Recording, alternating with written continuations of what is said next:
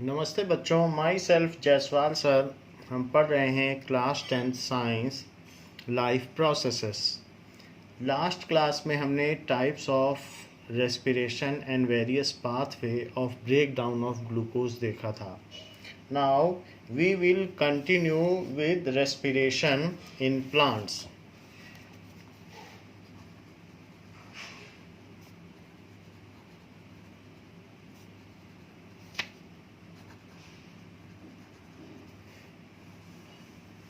So, respiration in plants and gaseous exchange takes place through stomatal pore.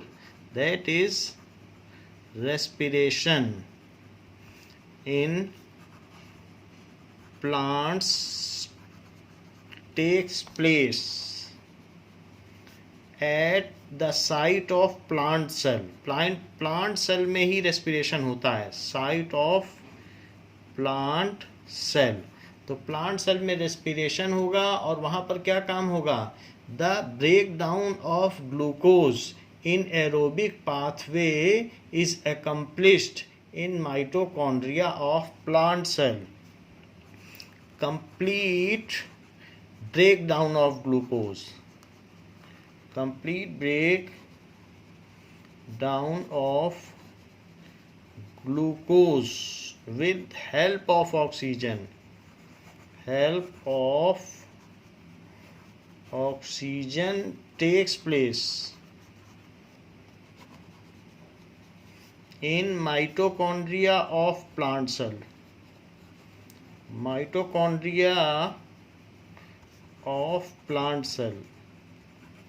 Mitochondria plant में cell में भी होता है और एनिमल सेल में भी। तो प्लांट सेल में भी वही सब कुछ होता है जो हमारे अंदर होता है।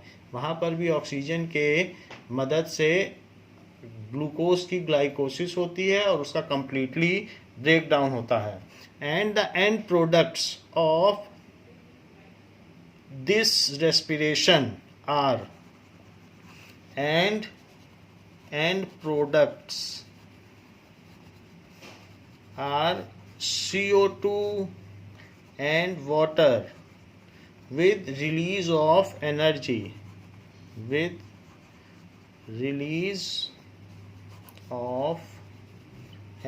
तो इस तरीके से प्लांट में रेस्पिरेशन होता है। Now whatever oxygen is needed, इसको ऑक्सीजन की जरूरत पड़ेगी अगर रेस्पिरेशन करना है। So for this process oxygen is needed to each cell and CO2 be expelled out from each cell to outside plant because it is the waste. So for this process to get accomplished,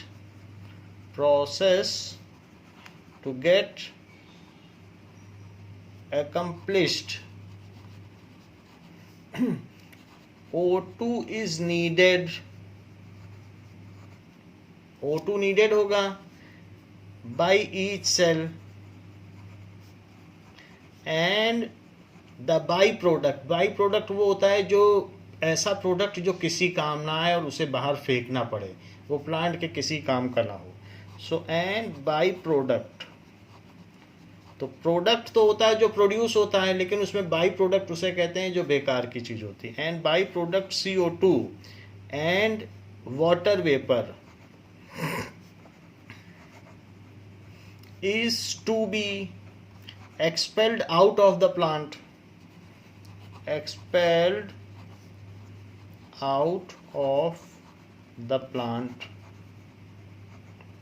Respiration is a process which takes place in plants continuously. That means 24 hours a day.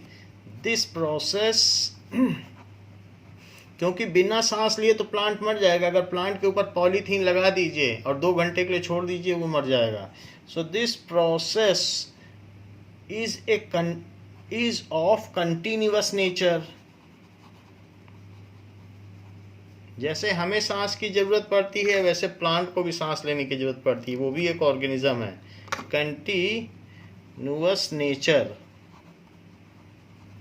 and takes place 24 hours a day and takes place 24 hours a day।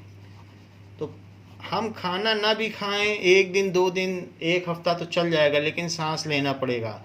ऐसे ही plant में photosynthesis ना भी हो तो भी चलेगा, लेकिन सांस तो उसे लेनी पड़ेगी। तो उसमें respiration 24 hours in a day होता है, while photosynthesis takes place only during day timings in sunlight। while photosynthesis takes place, that is preparation of food। जब photosynthesis कहते हैं, that is preparation of food।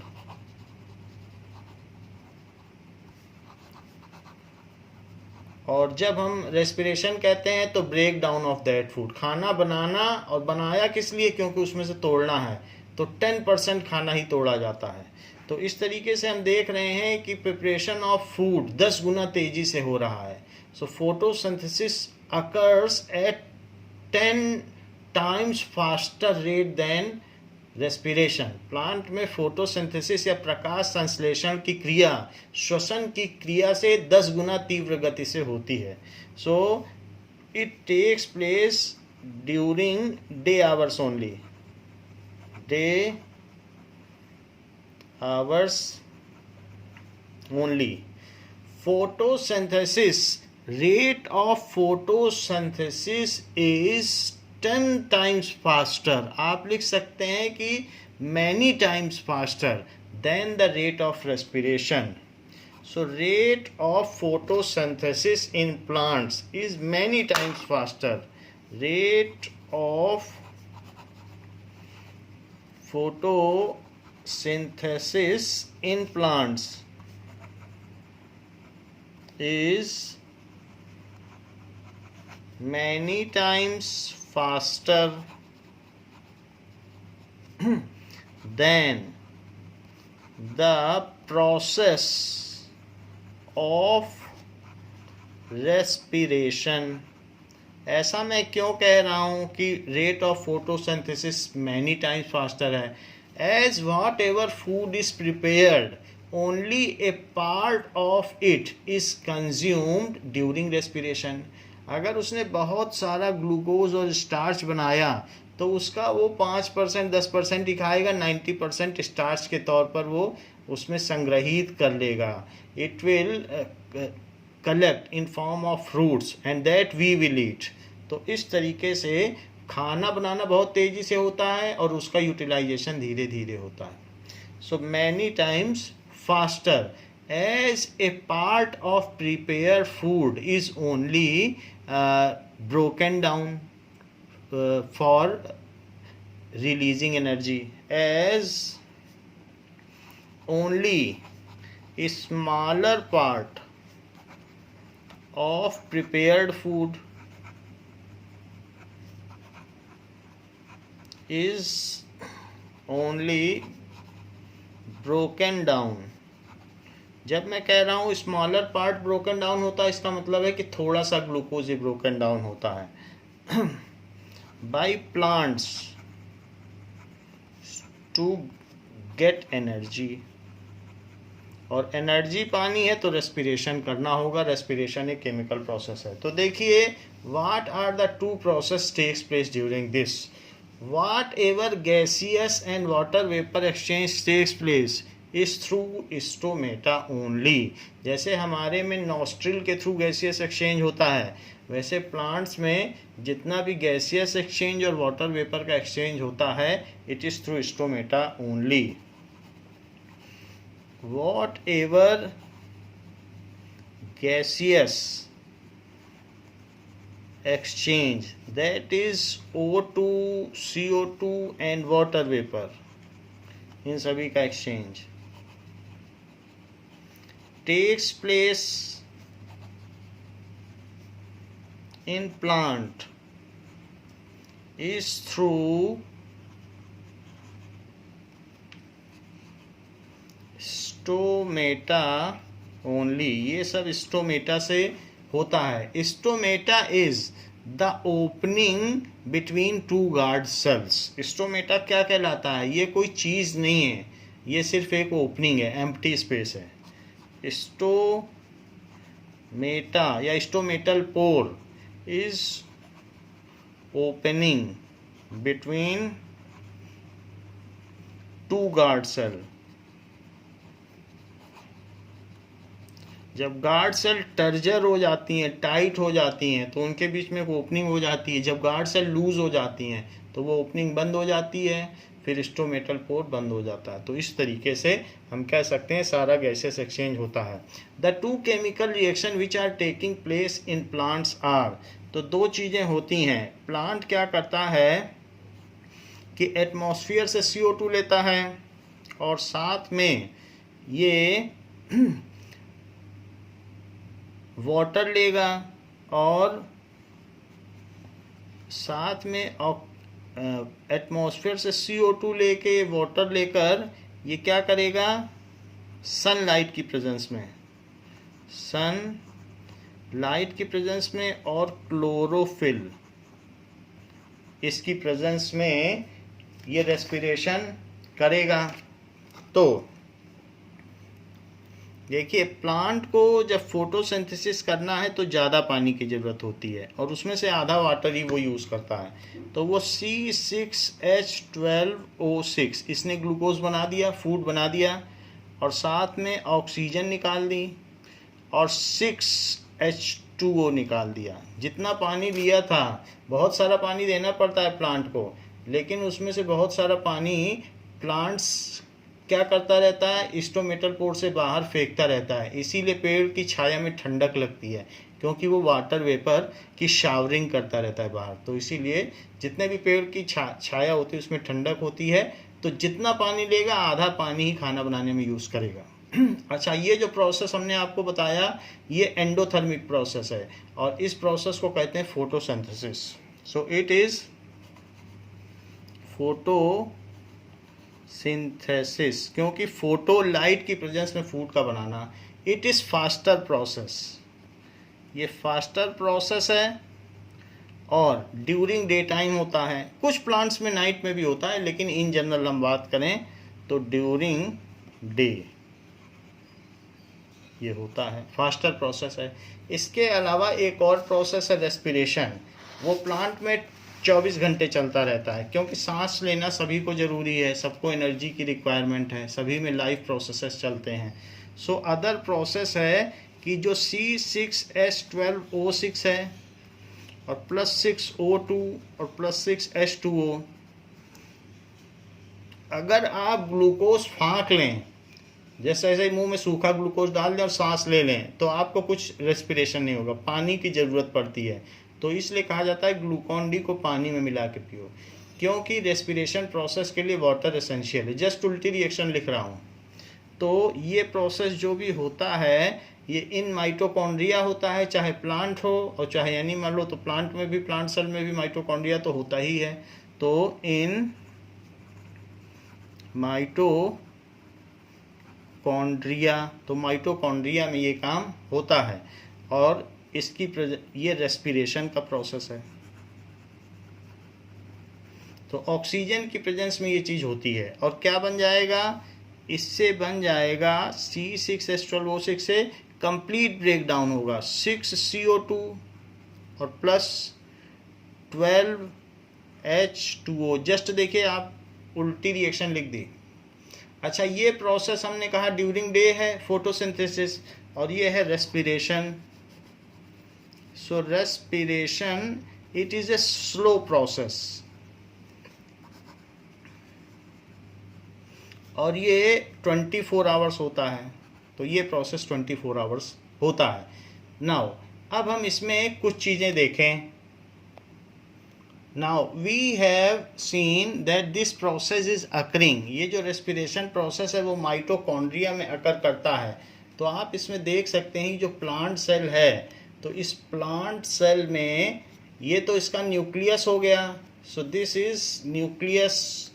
तो न्यूक्लियस के अलावा ये इसका माइटोकॉन्ड्रिया है, ये दिस पार्ट इज माइटोकॉन्ड्रिया। ये सो दिस इज माइटोकॉन्ड्रिया, ये माइटोकॉन्ड्रिया, ये माइटोकॉन्ड्रिया है, ये माइटोकॉन्ड्रिया है। तो इसी के अंदर ही रेस्पिरेशन होगा और इसी के अंदर 38 एटीपी बनेगा। तो ये तो हमने प्लांट सेल की बात कर दी।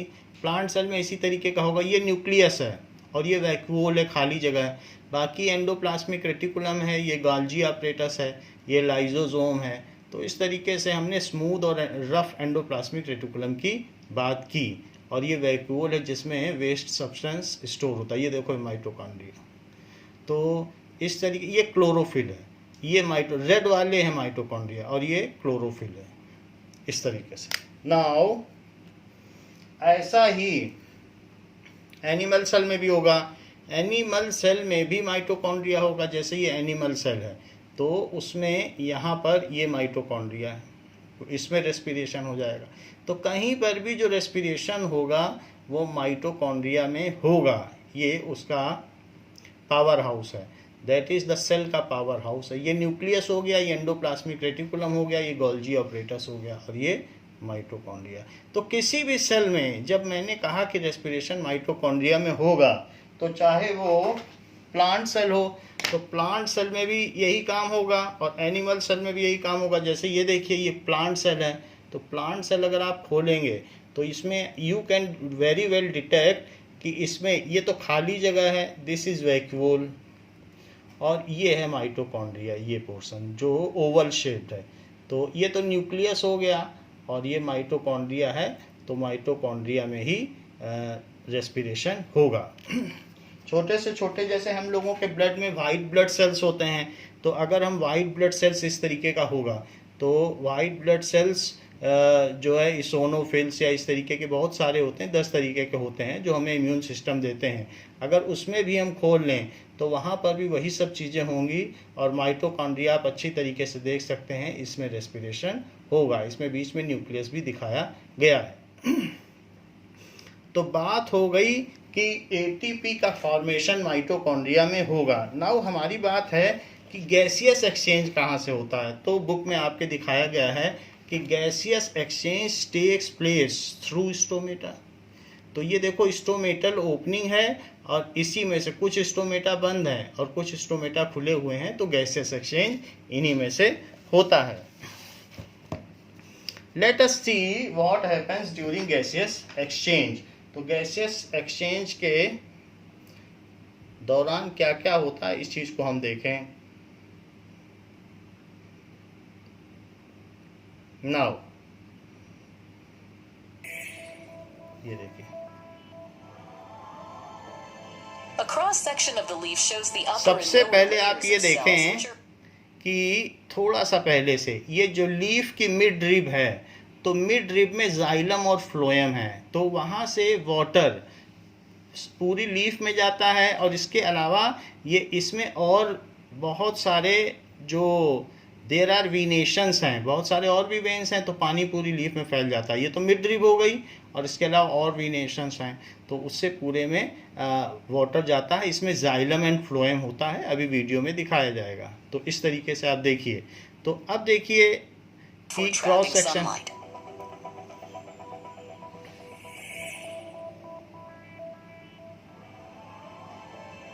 A cross section of the leaf shows the upper and lower layers of cells, which are flat and irregular. Below the upper layer is the layer of tightly packed cells. These cells have specialized organelles called chloroplasts.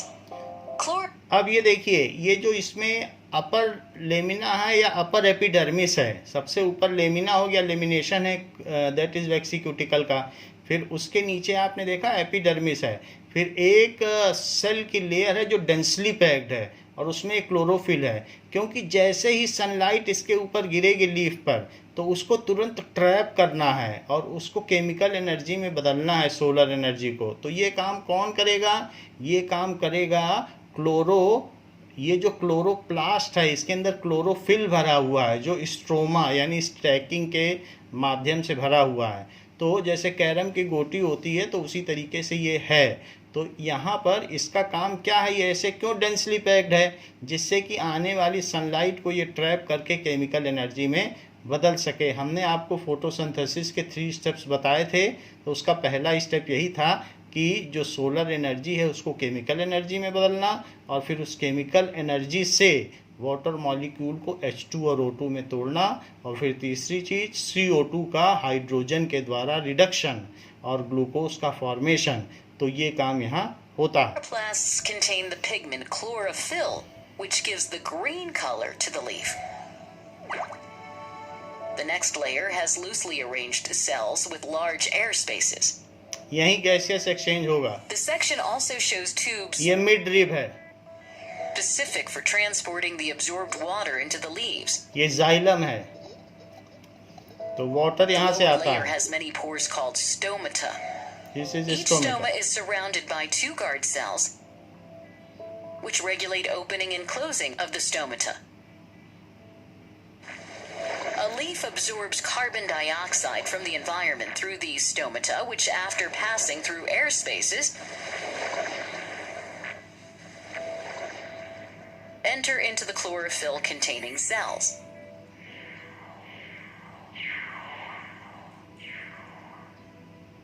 Both water and carbon dioxide molecules are finally absorbed by the chloroplast. These chloroplasts also have the capacity for trapping energy from sunlight. And this energy is used to synthesize glucose and oxygen from carbon dioxide and water.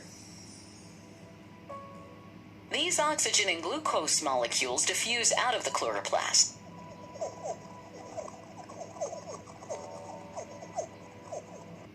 तो इस तरीके से हमने देखा कि क्या क्या काम होते हैं। अब जरा देखिए कि during day time of question पूछा जाता है what are the gaseous exchange takes place in plant, और दूसरा क्वेश्चन पूछा जाएगा during night time what are the gaseous exchange takes place in plant. तो पहला question, during day time what are the gaseous exchange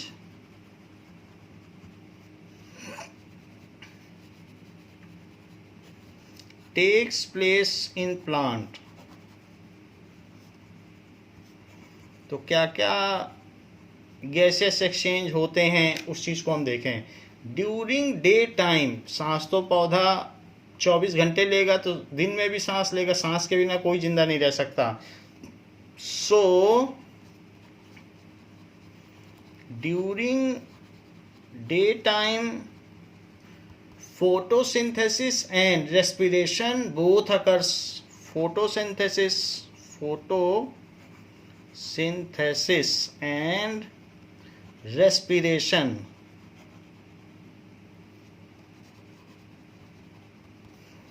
both occurs. However, photosynthesis occurs at faster rate. However, photosynthesis occurs at much faster rate than respiration. तो जो photosynthesis में, during photosynthesis plant absorb CO2 from atmosphere and water coming from roots through xylem to leaf. तो root से होता हुआ xylem ही तो पानी को ट्रांसपोर्ट करता है, तो वो वैक्यूम जनरेट करता है और सक्शन के द्वारा वो लीफ तक पहुंच जाता है वाटर।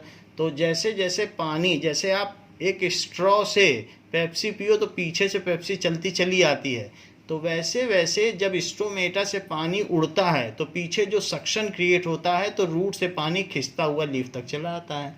तो ऐसे ही पानी ऊपर सक्शन के द्वारा पहुंचता है, जिसको कि ट्रांसपिरेशन कहते हैं। सो अब जरा देखें तो फोटोसिंथेसिस में क्या होगा। So during photosynthesis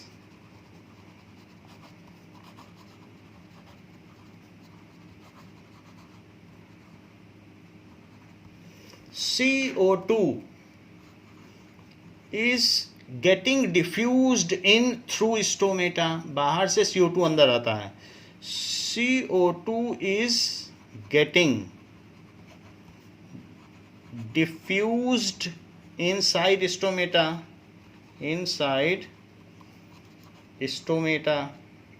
so inside plant leaf through stomata, inside plant leaf through stomata,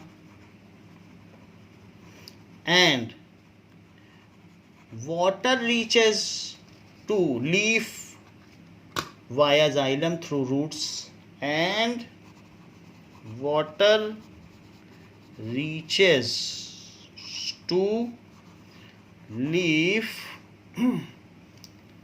through roots via xylem.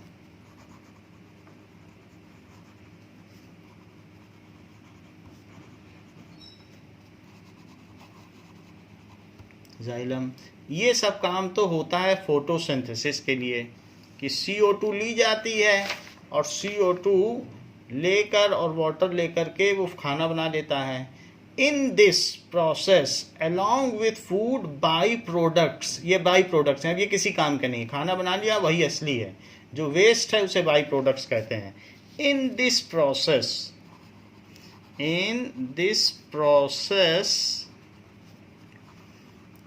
along with food byproducts, O2 and H2O are produced. A smaller part of O2 is utilized for respiration. क्यों? क्योंकि respiration के लिए तो O2 चाहिए. ये देख लो, glucose बनाई और ग्लूकोज भी पूरा नहीं खाएगा, 1/10% ही खाएगा, बाकी स्टार्च की तरह स्टोर कर लेगा. सो स्मॉलर पार्ट ऑफ O2, क्योंकि ये 1/10 रेट में हो रहा है, ये बहुत स्लोअर है, तो वो बहुत तेजी से बन रहा है, तो थोड़ी सी 10% ऑक्सीजन ले लेगा और थोड़ा पार्ट वाटर का भी ले लेगा. Smaller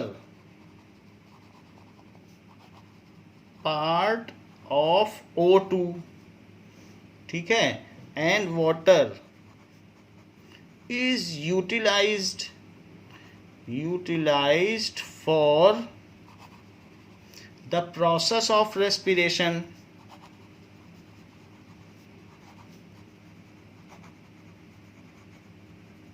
For the process of respiration and rest of the O2 and H2O water vapor is thrown out of the plant leaf via stomata, and rest of O2 and water vapor is thrown out. It is thrown out by plant leaf via stomata. ऐसा होता है. The plant parts which are green, if plant stem is green, then the same process occurs at stem also, because it is also having stomata. If plant stem, छोटे plants में उसके जो तने होते हैं वो भी green होते हैं. Plant stems are green, then same process occurs in them as they also have stomata. अब आप कहेंगे ठीक है, उसने बाहर से तो CO2 ले लिया, गेटिंग डिफ्यूज्ड इन, और CO2 ले लिया और नीचे से पानी ले लिया, और बाकी जो बचा उसने O2 और H2O प्रोड्यूस किया. तो उसने क्या क्या प्रोड्यूस किया? O2 और H2O. थोड़ा थोड़ा पोर्शन रेस्पिरेशन में यूज़ हो गया, बाकी बाहर फेंक दिया. अब आप पूछेंगे तो फिर इसके बाई प्रोडक्ट्स का क्या? इसमें तो भी तो CO2 और वाटर निकल रहा है, लेकिन ये इतना धीमा प्रोसेस है कि जितना CO2 और वाटर निकल रहा है सारे का सारा उसी मीजोफिल में हमने बताया था कि नहीं, बहुत सारा गैप होता है लीफ के अंदर, तो वहाँ पर ये सब फोटोसिंथेसिस में तुरंत सक्ड इन कर लिया जाएगा, ये सारा जो है खाना बनाने में यूज़ हो जाएगा। यही CO2 और वाटर प्लांट इस्तेमाल कर लेगा खाना बनाने में। जब अंदर ही CO2 उसको मिल जाएगा तो बाहर से क्यों लेगा, पहले तो इसी को ख़त्म करेगा। लेकिन ये बहुत थोड़ा है क्योंकि फोटोसिंथेसिस तो बहुत फास्टर रेट में हो रही है, तो इसको तो यूज़ ही कर लेगा, बाहर से और मंगाएगा। और जो वो निकाल रहा है उसमें से 10% रेस्पिरेशन में यूज़ हो जाएगा और बाकी बाहर फेंक दिया जाएगा। तो आप क्या कहेंगे? So there the net exchange of gas during daytime is the net exchange of gases during daytime is that is diffusing in of O2, diffusing in of CO2 and diffusing out of oxygen is diffusing in of CO2, CO2 लेता है बाहर से क्योंकि उसे photosynthesis बहुत faster rate पे करनी है, and diffusing out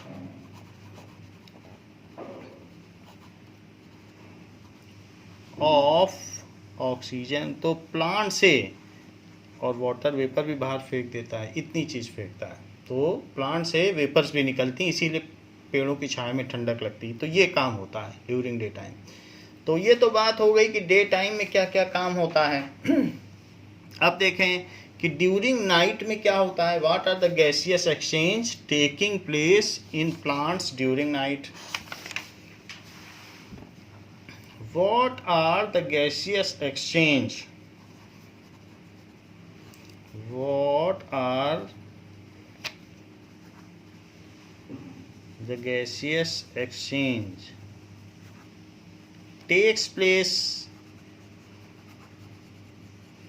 in plant during night?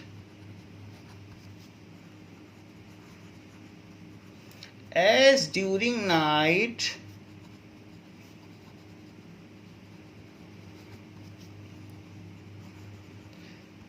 there is no photosynthesis occurs, no photosynthesis occurs, कोई प्रकाश संश्लेषण की क्रिया नहीं होती, synthesis occurs while respiration continues, while respiration continues during night,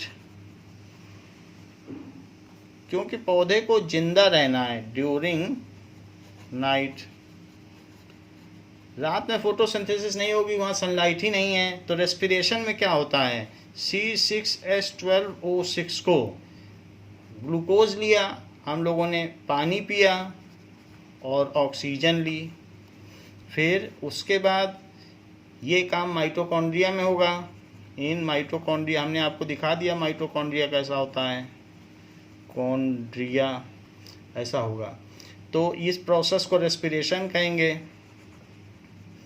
complete breaking down of glucose. तो वहाँ 6CO2 बनेगा, 12H2O बन जाएगा जो यूरिन से निकल जाएगा। खैर हम लोगों में यूरिन से निकलता है, प्लांट में तो ये प्लांट के स्टोमेटा से ही निकलता है, और प्लस 38 ATP और CO2 है हम एक्सेल कर देते हैं। प्लांट में भी ऐसे ही कहीं ना कहीं से निकल जाता है, स्टोमेटा से निकल जाएगा। So during night oxygen is inhaled या diffused in plants and CO2 and water is expelled out of the plant during night, क्योंकि सिर्फ रेस्पिरेशन प्रोसेस ही हो रहा है।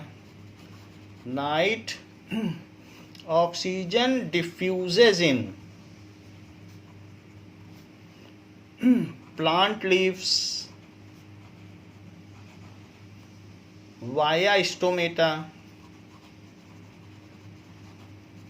while CO2 and carbon dioxide and H2O vapor diffuses out